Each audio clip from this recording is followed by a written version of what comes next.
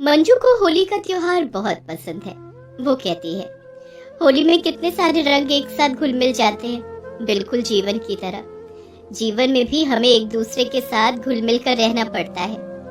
मंजू सबके साथ खुशी खुशी रहना चाहती है, क्योंकि उसे ये चीज कभी नहीं मिली। बचपन में माँ बाप के गुजर जाने के बाद अपने चाचा चाची के पास वो रहती आई है, लेकिन एक भतीजी की तरह नहीं, एक नौकरानी की तरह। आजकल उसका चाचा बस एक ही बात कहता रहता है, इस भूतनी को अब घर से उतारना होगा। 25 की हो गई है या निकम्मी। जल्दी से लड़का देखकर शादी करवानी पड़ेगी। मंजू भी शादी करना चाहती है।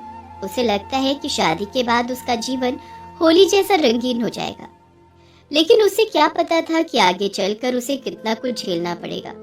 उसी वक्त यहाँ से दूर एक गांव में रमेश नाम का एक लड़का उसकी माँ विमला के साथ बैठकर उसकी चौथी शादी का प्लान कर रहा था।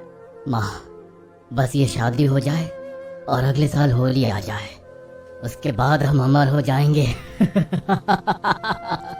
हाँ बेटा, तांत्रिक बाबा के कहने के मुताबिक हमने 3 लड़कियों की बलि चढ़ा दी है, अब आखिरी की बारी है। विमला ने मंजू के घर रमेश का रिश्ता भेजा।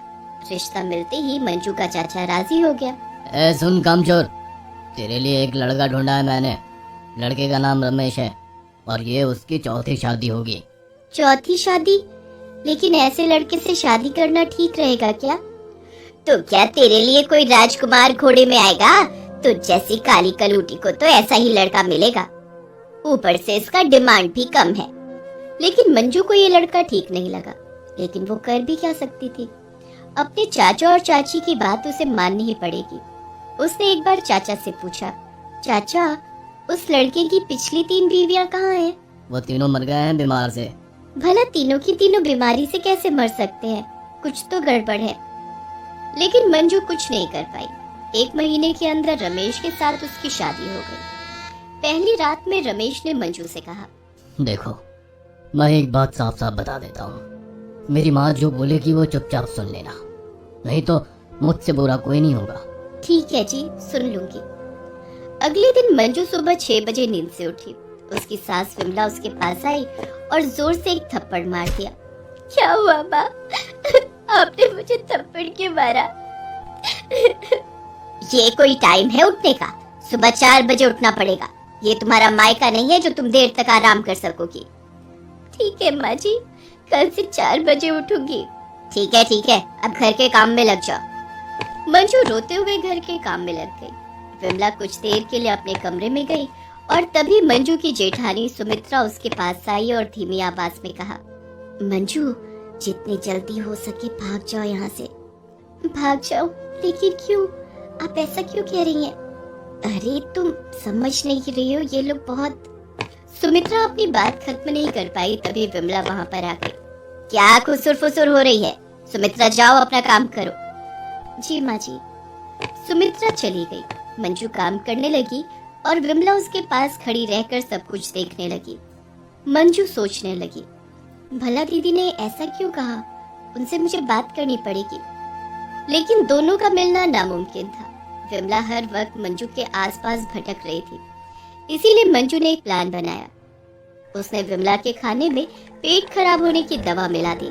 खाना खाकर विमला को प्रेशर आ गया और वो बाथरूम में दौड़कर चली गई। यही मौका है दीदी से बात करने का। मंजू सुमित्रा के पास गई। दीदी, आप तब वैसा क्यों कह रही थी? क्योंकि ये लोग तुम्हें मार डालेंगे मंजू। तेवर जी यही करते आए हैं। तुम्हारी पहले 3 लड़कियों को मार दिया है उसने। लेकिन वो ऐसा करते क्यों हैं? वो दोनों अमर होना चाहते हैं, इसीलिए दोनों एक तांत्रिक के पास जाते हैं। उस तांत्रिक ने उन दोनों से कहा था, अगर तुम दोनों लगातार 4 साल होली में 4 लड़कियों की बलि दे सकोगे तो ही तुम अमर बन पाओगे। हाँ, हम देंगे, हम बलिदान देंगे। सुमित्रा ने यही कहानी मंजू को बताई। मेरे पति का देहांत हो चुका है। वो अच्छे थे इसलिए मैं जिंदा हूँ। मुझे भी इस नरक से बाहर निकलना है। ये सब सुनकर मंजू बहुत डर गई। सुमित्रा ने कहा, तुम्हारे पास 1 साल है। देवर जी 1 साल से ज्यादा किसी भी लड़की के साथ नहीं रहते। भाग जाओ यहाँ से। लेकिन मैं भागकर कहाँ जाऊंगी दीदी? अपने मायके चली जाओ। ये सुनकर मंजू रोने लगी। उसके चाचा चाची उसे घर वापस नहीं लेंगे।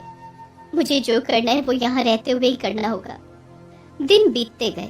विमलेश और रमेश बात बात पर मंजू पर हाथ उठाने लगे। मंजू के शरीर के जगह जगह से खून निकलने लगा और काले दाग भी पड़ गए। ऐसे ही दिन बीतते गए। कुछ दिन बाद पता चला कि मंजू माँ बनने वाली है। इसके बाद से वो दोनों मंजू पर और ज्यादा अत्याचार करने लगे। दोनों मिलकर मंजू को मारने लगे। मार खाते खाते मंजू की हालत खराब हो गई। रात को उसने अपने ही पेट पर हाथ फेरते हुए कहा, बेटा तू मुझे माफ कर देना, शायद मैं तुझे नहीं बचा पाऊंगी। उधर विमला के कमरे में दोनों माँ बेटे प्लान बना रहे थे। माँ, होली आ ही गई है। हाँ बेटा, होली के दिन साधु बाबा भी आएंगे और उनके सामने हम मंजू को खत्म करेंगे। दोनों होली के दिन मंजू को मारने का प्लान बनाने लगे। तभी मंजू के पास सुमित्रा आई। मंजू, तू मेरी बहन जैसी है। मैंने इससे पहले 3 लड़कियों को मरते हुए देखा है। मैं तुझे मरते हुए नहीं देख सकती। लेकिन मैं कैसे बच पाऊंगी दीदी? मेरे पास तो कोई चारा ही नहीं है। एक आखिरी कोशिश कर सकते हैं हम। चल मैं तुझे एक जगह ले जाती हूँ। ये बोलकर सुमित्रा चुपके से मंजू को लेकर एक जंगल में गई। ये मुझे कहाँ ले आई हो दीदी? यहाँ उन तीनों को दफनाया गया है। वो लोग तुझे भी यहाँ दफन कर देंगे। तू उन तीनों लड़कियों को बुला, अब वही तुझे बचा सकते हैं। मंजू और सुमित्रा तीनों की कब्र के पास बैठकर उन्हें बुलाने लगी। कुछ देर बाद तीनों की आत्माएं सामने आईं। बोलो, क्या बात है? सुमित्रा और मंजू ने सब कुछ खुलकर कहा। सब कुछ सुनकर एक आत्मा ने कहा, उस बदमाश ने हम तीनों को मार डाला है। भला हम तुम्हें क्यों बचाए? हमें तो कोई बचाने नहीं आया था। हम नहीं बचाएंगे तुम्हें, जाओ लौट जाओ। मंजू की आखिरी उम्मीद भी खत्म हो गई। 2 दिन और बीत गए और होली आ गई। होली के दिन सब लोग रंगों से खेलने लगे। चारों तरफ रंगों का मेला लग गया। लेकिन इतने सारे रंगों में भी मंजू खुश नहीं हो पाई। उसे पता था कि आज ही उसका आखिरी दिन है। तांत्रिक बाबा भी आ गए। तांत्रिक ने विमला से कहा, विमला, तैयारी शुरू करो। हाँ तांत्रिक बाबा। विमला ने अपने हाथों से शरबत में जहरीली दवा मिलाई और फिर मंजू को बुलाया। बहू आ जाओ, ये शरबत पी लो। शरबत? नहीं माँ जी, मुझे अभी शरबत नहीं पीना है। नहीं पीना है मतलब पीना ही होगा, पी ले। मंजू को पता था कि शरबत में जहरीली दवा मिलाई गई है। मंजू मना करती रही और वो दोनों जबरदस्ती करते रहे। तांत्रिक ने भी मंजू को पकड़ लिया। साहू बाबा मंजू को मारने लगे, लेकिन मंजू ने शरबत नहीं पिया। उसके सारे शरीर से खून निकलने लगा। उसका सर फट गया और तभी कहीं से आत्माओं की हंसी उसके कान तक पहुंची। हम आ गए हैं मंजू, हम आ गए हैं। तुम लोग मुझे बचाने आए हो? हाँ, इन दोनों को हम सबक सिखाने आए हैं। ये बोलकर तीनों आत्माओं ने रमेश, विमला, तांत्रिक को आसमान में उठा लिया और उनको मिट्टी खोदकर जिंदा दफना दिया। सुमित्रा मंजू के पास आई। तू बच गई बहन, तू बच गई। अब हम दोनों यहाँ खुशी खुशी रहेंगे। मंजू बच गई। उसने सुमित्रा और उन तीनों आत्माओं के साथ रंगों का त्योहार मनाया। कुछ महीने बाद उसको एक बेटा हुआ और वो सुमित्रा के साथ खुशी खुशी रहने लगी।